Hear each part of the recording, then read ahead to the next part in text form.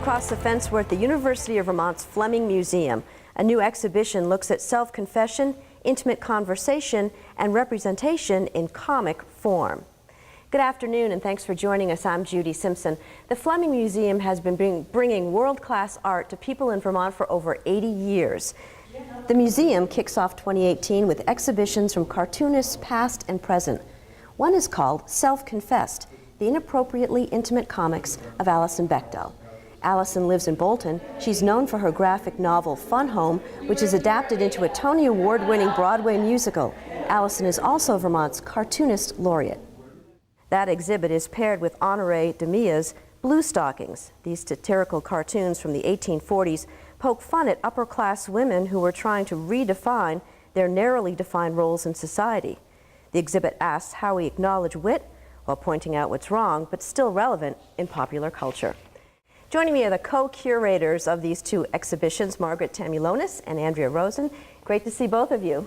Margaret, comics have come a long way since the Sunday Funnies, but is it still weird to see comics in an art museum?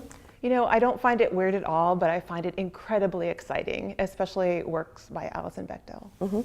And so gender roles and sexuality play a big part in these two exhibitions. How do you curate an exhibition that's provocative by its nature? I think we're as honest as Alison is with her work. We show it all, right? Yeah, I mean, it helps that the title that Alison came up with, Inappropriately Intimate, puts it right on the front door for anyone who's worried about that. But I think it also speaks to our community, which is, you know, really game for what we have to present, even when it's provocative, particularly being within a university setting where Alison's work is taught in English classes. How important is it, do you think, to bring different kinds of exhibitions to folks? Incredibly important, because we want to have all sorts of conversations here at the museum, and it's been great to see those sorts of conversations happen both in this exhibition, the exhibitions last semester, and so on. What do you hope that folks take away from this exhibition? I hope they all fall in love with Alison's work as much as we have in years past, even before we started working on this show. You know, I think that Alison's experience and her work communicates something human, you know, as particular as her experience is. It's about the quest for love, acceptance, and community. And Andrew, tell us about the other exhibition this spring, Blue Stockings. So Honoré Daumier was a French caricaturist of the 19th century, very satirical. He poked fun at everyone, and this is a series where he's making fun of women who are pursuing literary ambitions. You know, not always a kind satire. He's pretty mocking of them. So it was a really interesting show to pair with Alison, you know, a cartoonist from previous century and today, and she cites Daumier as an influence. And, you know, also in this sort of Me Too moment, how do you look at a cartoonist of a previous century who's making fun of women pursuing their dreams, and sort of acknowledge that moment in history and also think about where we are right now. Do you think folks will find that sort of inappropriate to have that kind of an exhibit in this day and age? I think it's surprising in some ways. When we were first looking at all of the artwork and seeing it all together, it was almost overwhelming to see his attitude towards Blue Stockings, but in the end it really starts a really, really good conversation. I think the text in the show shows that. What does Blue Stockings mean? So it started as a literary society in England, a very particular group of upper-class women who started meeting and writing, and then the term spread to apply to any woman with literary or intellectual ambitions, and it came to have this derogatory cast to it. So Daumier is not the only one who was making fun of Blue Stockings at this time. It was a pretty easy target at the time. That's what it sounds like. I want to thank you both for being on our program today. Thank you. Now, one thing you'll see when you visit the Fleming this spring is that Alison Bechdel is everywhere.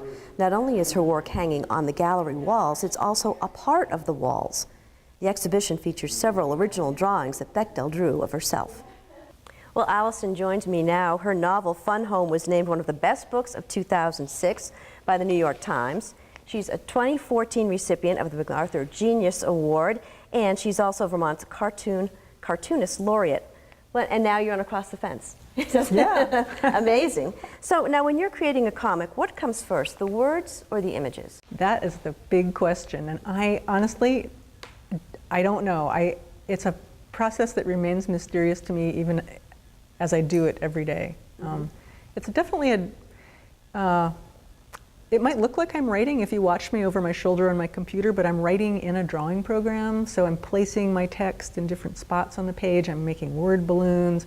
It's a visual way of writing, and I'm also imagining the images that are going to be in these panels that I'm drawing. So it's all happening at once, but in a very confusing way. Now, as this exhibition title states, your comics are self-confessional and intimate. How do you decide to make such private matters public? Well, I feel like, I mean, as a young person coming out as a lesbian, I realized that I wanted to make art about my life. I wanted to make comics about my life. And that meant revealing this very intimate information. So I just got used to that sort of format very early on, like just, in a way I feel like I'm quite private, but I've been exposing the intimate details of my life to the public for 30 years, so that's not quite accurate, but somehow I just had to do it. And so your work is mostly autobiographical. What are the challenges of always having to draw yourself? You know, it's funny, one challenge is, well, I've drawn these autobiographical works which are about the whole course of my life, so I've got to draw myself at different ages, with different haircuts, and you have to make yourself identifiable over time, so that was tricky, but I think what I've done is I've sort of, I've changed my personal appearance to make myself easy to draw, so I kind of look like a drawing. That's a good way. Yeah, that helps. One of the things that I love in your book especially is when you're reading through it and you can see the illustrations or the drawings. You put elements in that are very personal to other people at that time. In other words, sometimes when the kids were watching TV, I saw the Batman logo, which and I remember watching that as a kid and seeing, in the sky, the call for Batman to go out, and Yogi Bear. Yeah, well, I'm a very visual person, and all those logos and icons of different times, they very much mark an era. They call to mind a specific moment in time, so I like to do that when I can. Now, your first published work was Dykes to Watch Out For in 1983. Who were your readers at that time, and what did you hope to accomplish by this comic strip? I had about 3 people who were my readers. First, they were just my friends, and then I started publishing these comics about lesbians like me and my friends in a small feminist paper in New York City. So it gradually built up a following, but quite small. And then I began syndicating it to other newspapers, alternative newspapers that were starting up at that time that were specifically for gay and lesbian audiences. So for a long time, that's who read my work, gay people. And we were able to read your work in 7 days here in Vermont. Yes, in 1997, 7 Days started running the strip, but I'd been doing it for like almost 15 years at that point. So it slowly was able to get a little bit of a wider readership. And how did the readership change over time, and what did that mean to you that not only lesbians were reading this, but everyone's reading it? Well, everyone didn't quite read it. I wish they had been. But Vermont, it's sort of a special place, and being able to run in a non-gay paper in Vermont was great, but it didn't quite happen in other places. Other newspapers weren't quite willing to take that risk, or just didn't have the readership who would go along with it. So it never really had a big mainstream crossover. In a way, it's gotten almost a sort of retroactive attention in the mainstream because my book Fun Home did cross over. This book about my family did get a bigger readership, and I'm happy that Dykes to Watch Out For kind of got grandfathered or grandmothered in along with that somehow. And so in your comic strip you developed something called The Rule. What is that? Oh, this is actually the thing that I seem to be best known for, at least among young people. The Bechdel test is this thing on the internet about how to gauge whether a movie treats its female characters properly. And it comes from this cartoon I did in 1985 called The Rule, and it's 2 women going to the movies. And I have to say up front, I stole this idea from a friend of mine. I had no idea for my cartoon that week, so I just stole this thing she had said to me. I thought it was really funny. My friend said, I'll only go see a movie if it has at least 2 women in it who talk to each other about something besides a man. And when you started to think about that, very few movies passed those criteria. And in fact, the only movie my friend was able to see at that point was Alien, because the 2 women talked to each other about the monster. Mm-hmm. So I didn't really think much more about it after 1985 when I drew that thing, but somehow it got dredged up out of the archive, and young feminist film students popularized it, and now it's become this thing, like this meme. And how do you think movies are doing, current movies are doing with your test?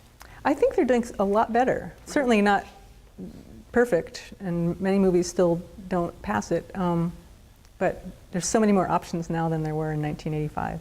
That's true. And so you mentioned your novel Fun Home. For viewers who are not familiar with it, what's it about?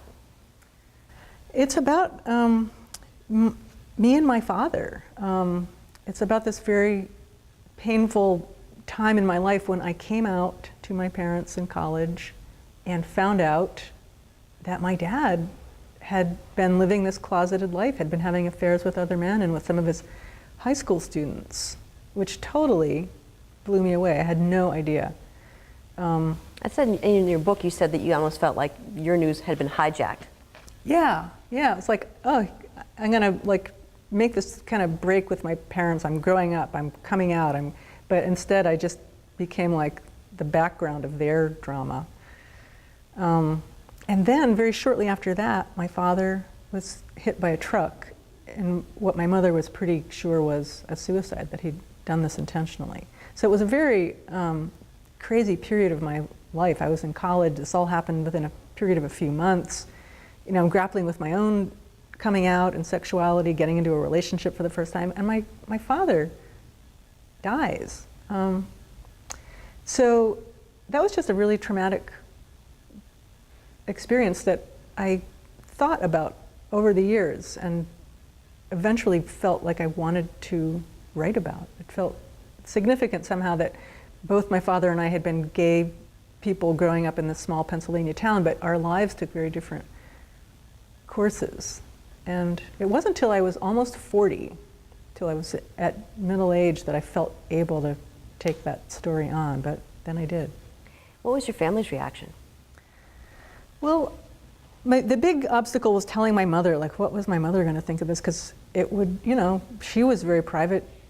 Her closest friends didn't know about my dad. My parents had spent their marriage trying to keep this under wraps, keep it secret, and here I was coming along writing a book about it. But my mother was a pretty incredible person, and she understood literature and writing and respected writers, and she knew that I wanted to tell the story, and so I didn't ask her for permission. Mm-hmm. I just said, I'm doing this, and she didn't say, you can't do this, but I knew she wasn't happy about it, but we just worked it out somehow. So let's fast forward to this exhibit at the Fleming Museum today. What are people going to see here? They're going to see like a selection of work from over the course of my whole career, even my pre-career. There's childhood stuff here at the very beginning. You'll see early Dykes to Watch Out For comics, a selection of those over the 25-year period that I was drawing it. Images from both my family memoirs.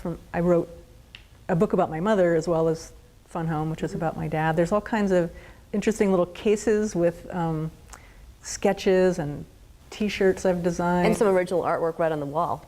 Oh yeah, and then I did paintings on the wall to just kind of play with the scale of things in here, make it a little livelier. It's awesome. Oh, thank you so much for joining us. Yeah, thank you. The 2018 spring exhibitions at UVM's Fleming Museum run until May 20th. For hours, directions, and admission, contact the Fleming at the website on your screen, or you can call 802-656-2090. That's our program for today. Thanks for joining us. I'm Judy Simpson. I'll see you again next time on Across the Fence.